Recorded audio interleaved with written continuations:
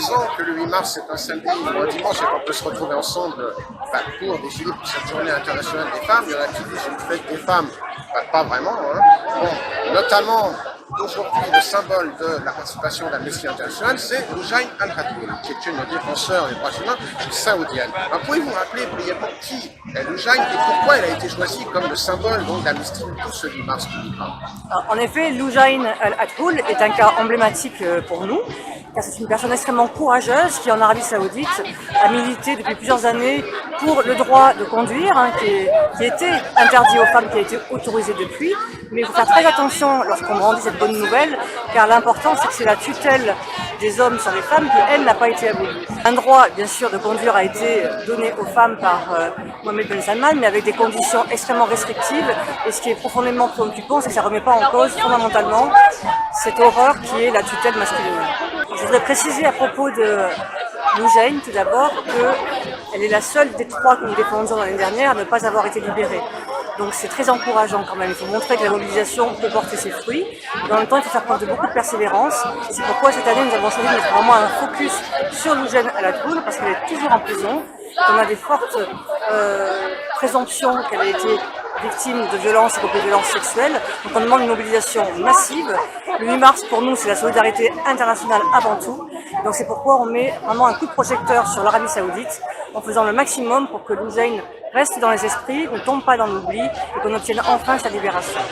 Et à côté de ça, malheureusement, nous avons toujours de nombreuses violations des droits des femmes dans le monde qui peuvent être de différents ordres, soit elles sont sociales ou sociétales, notamment des inégalités salariales, des inégalités dans l'héritage, par exemple des pays comme la Tunisie, mais il y a également toutes les violations liées au corps des femmes, notamment tout ce qui est le viol.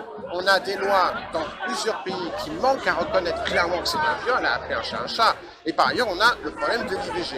IVG qui a dû être arraché de haute lutte en Argentine, on n'est pas encore au bout. En Pologne, il est menacé. Dans plusieurs États américains et au fédéral, il est menacé également. Donc, qu'est-ce qu'Amnesty International identifie comme priorité en termes de droits des femmes aujourd'hui au niveau mondial et comme on est, nous, Amnesty International en France, ici même en France? Il y a bien des thèmes qui nous préoccupent. Donc effectivement, il y a tout ce qui s'appelle les droits sexuels et reproductifs, notamment l'accès à l'avortement, qui est extrêmement menacé, qui est remis en cause, même dans des pays dits démocratiques comme les USA. On avait plusieurs États, comme par exemple l'Alabama, la Louisiane, qui l'ont remis en cause. On voit aussi à quel point en Amérique latine c'est un combat de tous les instants, car il y a encore une très très forte pénalisation. Pour vous donner un exemple vraiment frappant, c'est au Salvador où c'est 30 ans de prison qui sont promis à une femme qui serait accusée d'avoir avorté. Donc tout cela est vraiment le signe que même lorsque des droits sont acquis, il ne faut jamais les considérer comme acquis pour toujours. Il faut absolument faire en sorte que la pression reste maximale, que la vigilance soit extrême, car dans bien des pays, il y a des tentatives de recul, d'attaquer ces droits au nom de valeurs traditionnelles, au nom de valeurs familiales. Je donne un autre exemple qui est celui de la Pologne, où justement c'est grâce à la mobilisation des femmes, appuyée et soutenue d'ailleurs par Amnesty International sur le terrain, mais aussi au niveau international. Différentes sections dans le monde ont relayé ça. On a réussi à faire reculer le gouvernement qui tentait de restreindre cet accès à l'avortement.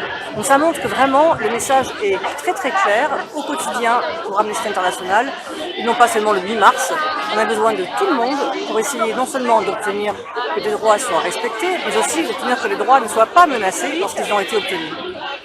Malheureusement, on sait que cette méconnaissance et ce mépris des droits humains sont des mots de la Déclaration universelle qui sont particulièrement prégnants en ce qui concerne les droits des femmes. En fait, ce qui est remis en cause profondément, c'est justement l'universalité. Donc, on cherche parfois dans certains pays à instrumentaliser des notions de valeurs traditionnelles, des notions de famille, pour en fait réassigner les femmes à non seulement cette tradition, mais leur rôle traditionnel. Et c'est très préoccupant parce qu'en fait, ça peut aussi avoir un écho auprès de la population. On a vu en Pologne, malheureusement, beaucoup de gens étaient dans la rue, pas seulement pour défendre ce droit à l'avortement, mais aussi pour le condamner. Donc c'est très important d'être au plus près des citoyens et des citoyennes partout dans les pays, car parfois ces discours populistes, ces discours parfois vraiment très hypocrites finalement sur les valeurs traditionnelles, notamment au nom de valeurs religieuses, doivent être contrés sur le terrain, parce que sinon on peut perdre du terrain justement. Voilà donc qui rend encore plus pertinent le slogan d'Amnesty, on se bat ensemble, on gagne ensemble. Absolument, on se bat ensemble, on gagne ensemble et on ne croit jamais que même quand on a gagné, on doit s'arrêter pour autant de se battre.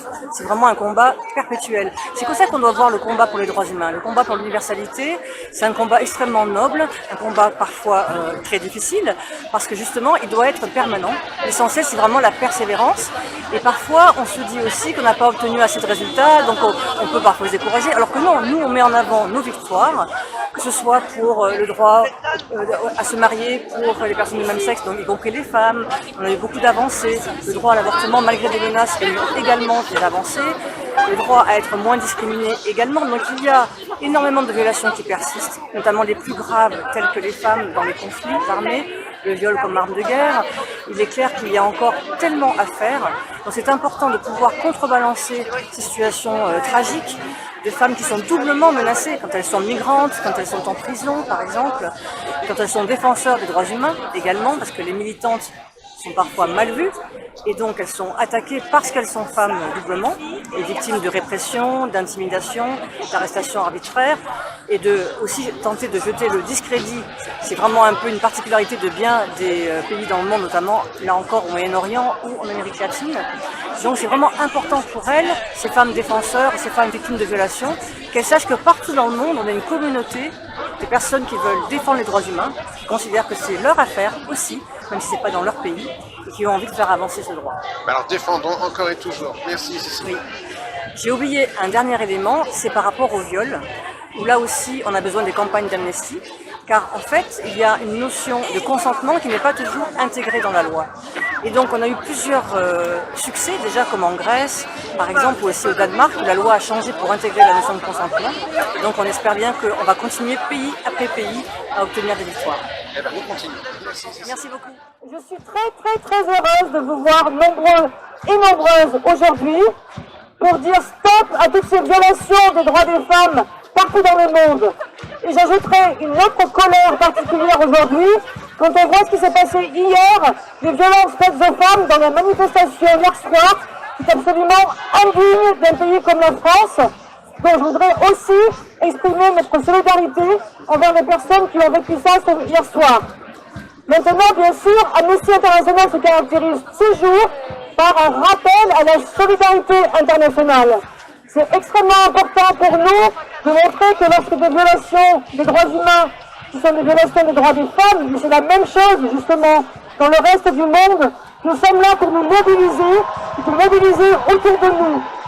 Et cette année, nous avons décidé de faire un focus particulier sur l'Arabie Saoudite, car nous avions l'année dernière déjà commencé à nous mobiliser pour 3 jeunes femmes qui sont en fait depuis plusieurs années des militantes en faveur du droit de conduire pour les femmes. Et depuis, Loujain, que vous voyez sur ces panneaux, Loujain Al-Hadoul est toujours en prison. Nous avons obtenu 2 libérations, mais pas encore celle de Loujain.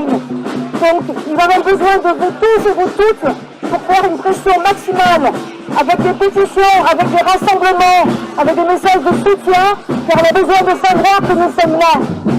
Et c'est dans le reste du monde aussi que nous avons plein de personnes à soutenir. Donc merci infiniment pour ça.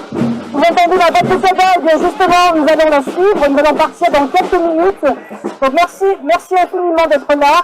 Vous soyez tous solidaires avec les femmes dont les droits sont bafoués. Merci beaucoup. Oui, Loujain! Oui, Loujain! Oui, Loujain! Oui, Loujain!